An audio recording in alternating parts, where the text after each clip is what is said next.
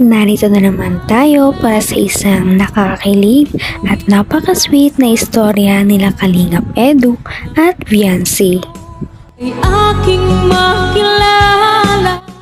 Para sa pagpapatuloy ng kanilang love story, tumungo na naman ang Kalingap team sa bahay nila Ate Viancy.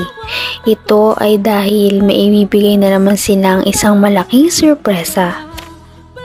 Kung matatandaan natin sa nakaraang video ay sinabi ni Kalingap Edu na gusto niyang bigyan ng washing machine si Ate Viancy.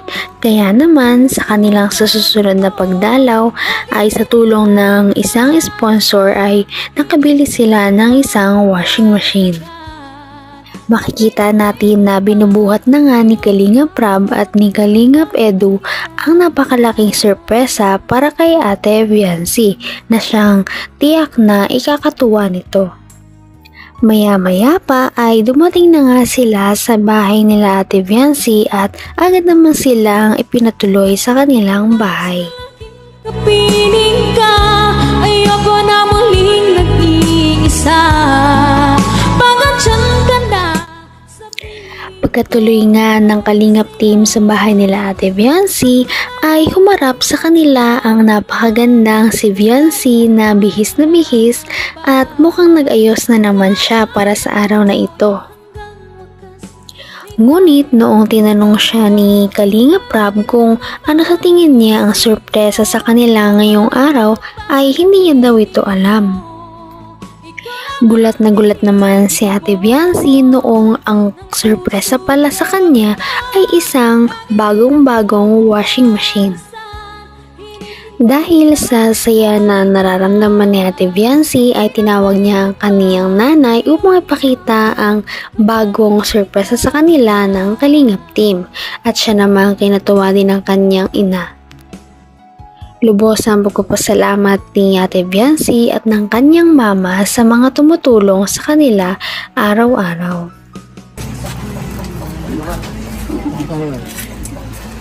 One, two, three. One, two, three.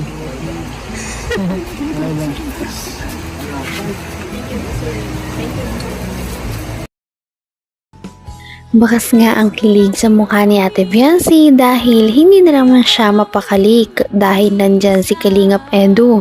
Tuloy-tuloy ang kanyang pamumula at pagngiti. Mas kinilig pa ang lahat noong sila ay magtabi upang magkaroon ng kanilang picture taking.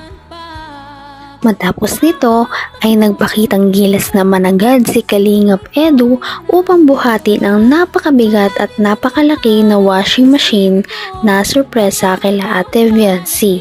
Ito ay inilagay nila muna sa labas dahil nga sa pagkasikip ng bahay nila Ate Viancy. Bilang pagpapasalamat ay kumuha muna si Viancy ng tubig upang ipainom sa mga nagbuhat, kay Kalingap Edu at sa iba pa.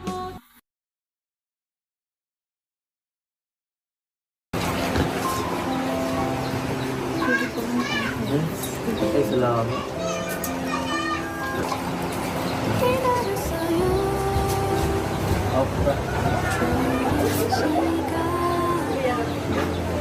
Talagang napakabait talaga ni Ate Viancy at gusto niya talaga magbalik ng utang na loob kahit sa mga simpleng bagay lamang. Maya-maya naman ay sabi ni Ate Viancy na parang napakainit naman pala sa kanilang bahay. Kaya naman si Kalingap Edu ay dali-daling tumayo at kumuha ng karton mula sa lagayan ng washing machine kanina.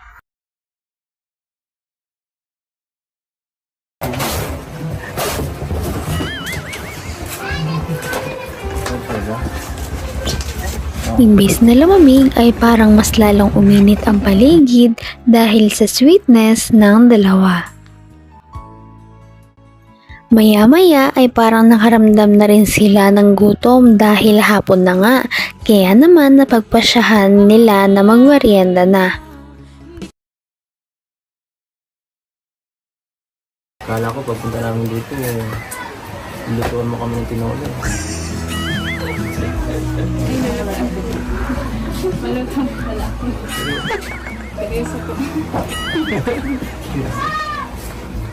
tulungan pa kita eh. Ako lang si Rodea, sige. Bili ako ah. Magala. Hindi nga in-expect ni Viancy na tototohanin ni Kalingap Edu ang kanyang biro noong nakaraang video na sana paglutuan siya ni Viancy ng kanyang paboritong ulam na tinola. Di ka rin Kahit pa nabigla si Ate Viancy ay pumayag na lamang siya dahil ito ay request ni Kalingap Edu. Habang wala pa si Kalingap Edu na bumili ng sayote ay inihanda na niya agad ang mga ingredients at simulan na itong lutuin. Hindi na ito importante. Lahat ang itong mga ingredients ito. Wala ito eh. Basta mahalaga na. Ginuhos ko yung pagmamahal sa pagkain. Magiging masarap na yan. Magiging masarap na lang yan. Halata sa kanilang dalawa na nag-i-enjoy sila sa kanilang pagluluto na may halong biruan. At dahil nga napakainit sa bahay nila Ate Viancy, hindi may iwasan na pawisan na talaga silang dalawa.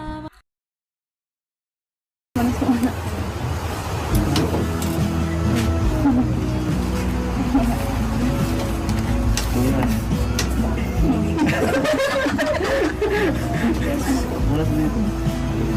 Dito.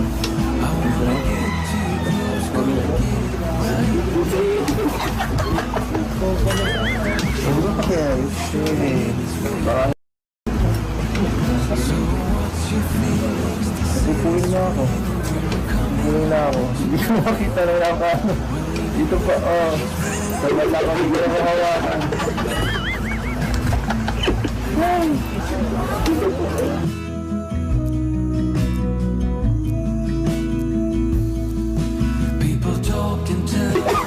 Talaga namang kinilig ang mga manonood dahil sa kanilang mga sweet moments. Nagpunasan pa talaga sila ng kanilang mga pawis. Napaka-cute talaga nilang tingnan at napakalakas ng kanilang chemistry. Dahil dito ay araw-araw silang trending at lagi hinahanap ng kanilang mga viewers. Maya-maya ay natawa sila dahil sabi ni Viancy na parang nadurog na nga ang sayote kakahalo ni Kalingap Edu. Parang hindi na lang ata si Ate Viancy ang nagpapanik at hindi mapakali ah. Parang si Kalingap Edu na rin. Ito na yata ang epekto ng kilig sa kanilang dalawa. Maya-maya ay luto na nga ang kanilang pinaghirapang tinola. Tinawag na nila ang lahat dahil kakain na. Ngunit bago sila kumain ay nagkaroon muna sila ng taste test. Tinikman muna nila ang kanilang luto kung pasado na ba ito, may kulang pa ba o daragdagan pa ba. So, sige. Check ko. Double check natin. Uy. Sabi ko na eh. Sinabi ko na. Napakasarap. Napakasarap talaga. Sigurado makagustuhan ito ng lahat.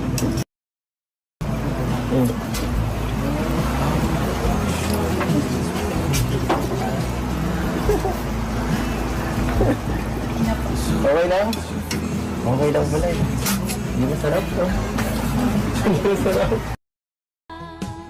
Masayang-masaya naman ang dalawa sa kinalabasan ng kanilang pagluluto ng tinola dahil ito naman daw ay masarap. Kaya naman sa huli ay nagpasalamatan muna silang dalawa bago nag-appear. Ayoko na muling nag-iisa.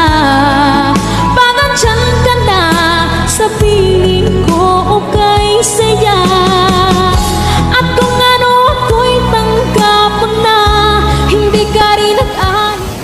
Sana ay patuloy pa natin silang subaybayan at suportahan. Si Ate Viancy at Kalingap Edu, ganoon na din ang Kalingap team. Yun lamang at maraming salamat sa panonood. Hanggang sa muli. Bye! Mahal